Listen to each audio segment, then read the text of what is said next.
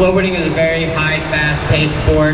A lot goes on in that 30 to 40 seconds, and between having to watch the run, write down tricks, and compare tricks, it becomes a little bit difficult for the judges.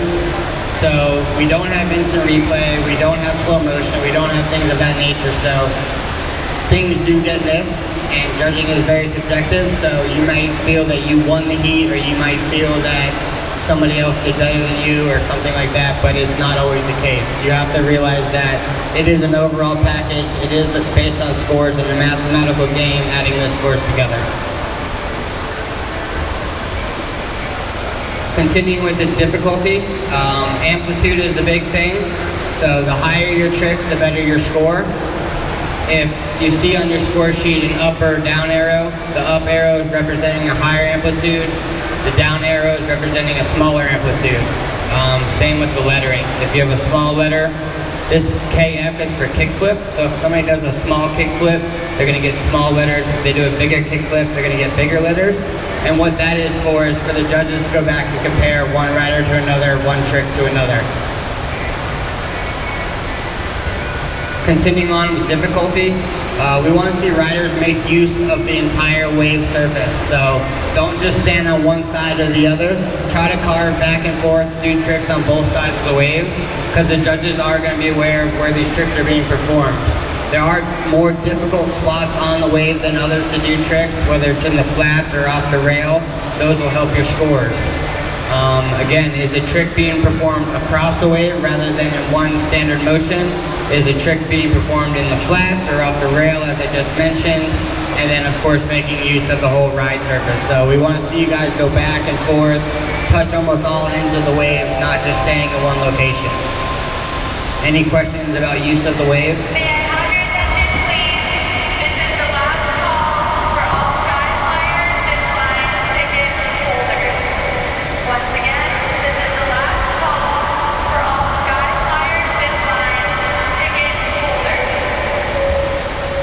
Okay, so continuing with difficulty, we're going to talk a little bit about timing of the run.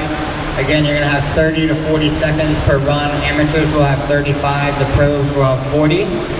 This is something we've kind of incorporated a little bit more this year in the 2016 tour. We want to see riders go after it early. So whatever happens in that first 5 to 7 seconds of your run is going to be scored critically. So if you start out with a banger trick, a big trick, that's going to be impressive to the judges rather than just starting out, going slow and being comfortable. So that'll help your score. Same thing here. Is a rider just cruising around to the end to try to make 30 seconds complete, or are they showing some risk in the maneuvers and going after more difficult tricks?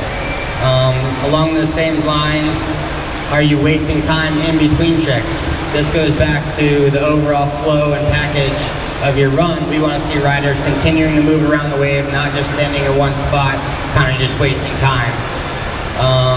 Then here at the last 5 to 7 seconds, that can be compared to the beginning 5 to 7 seconds.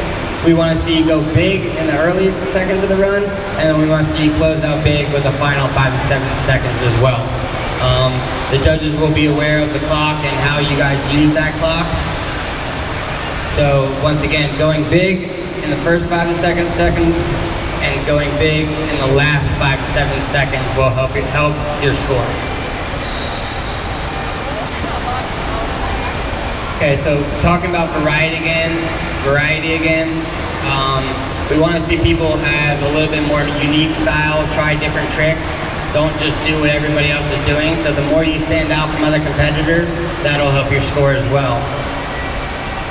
This first box here says, are they switching up the order of the tricks and they're not being predictable? So if somebody goes out there with the same 3 runs, back to back to back, with no different in terms of order of tricks, style, variety, your scores are going to drop. So if you have a great run and you get an 8, you go out there and do the same exact run,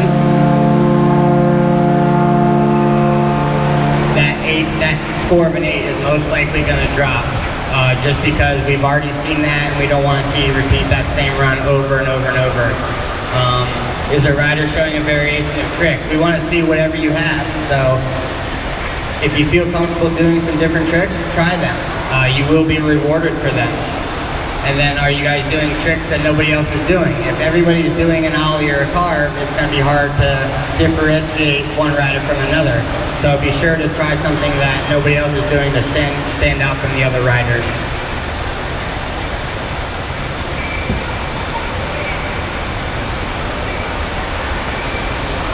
Does anybody have any questions so far? No questions? These are the tiebreaker scoring process.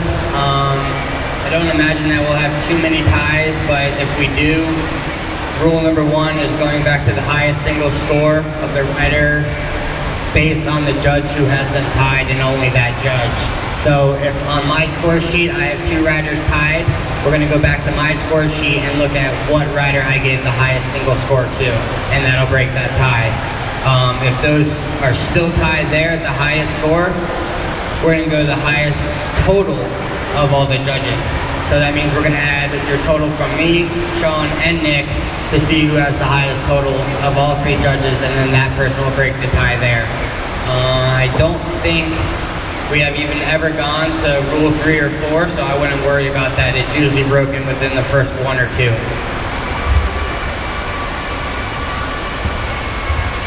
Okay, so still talking about the scoring process, what the judges are looking for, and how we check and compare one rider from another.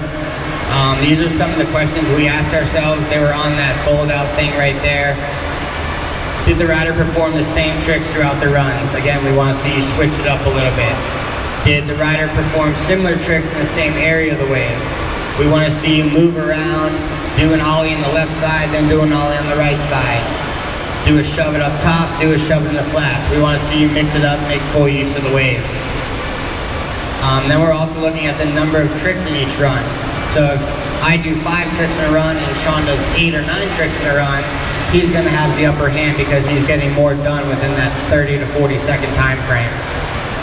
And then again, variety of tricks, and then the confidence in the overall run.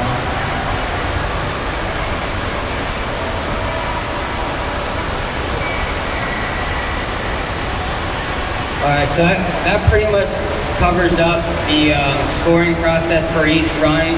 Everybody got a chance to look at this fold-out thing right here? Does anybody have any questions based on it? No?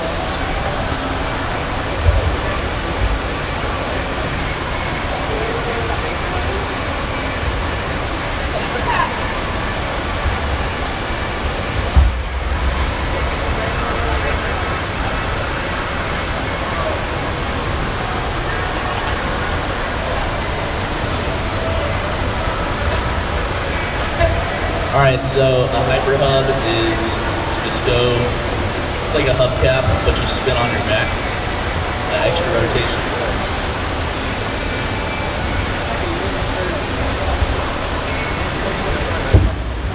Thank you, Nick. Perfect explanation. I'm pretty sure I saw you try one earlier, right? Okay. That's basically all we have in terms of scoring and judging in the contest format. Once again, the contest format will be determined tomorrow based on how many people we have.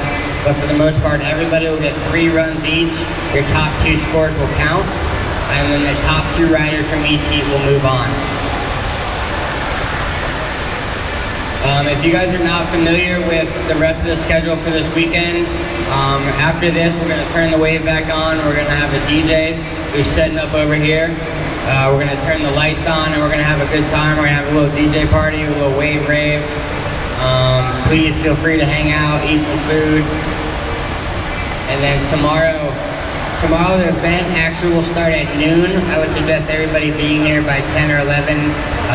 You can get some practice time, warm up a little bit, make sure you're in the right division, know what time you're going to go on. Other than that, it's going to be a good day, a fun day. Please don't be intimidated. Come to have fun.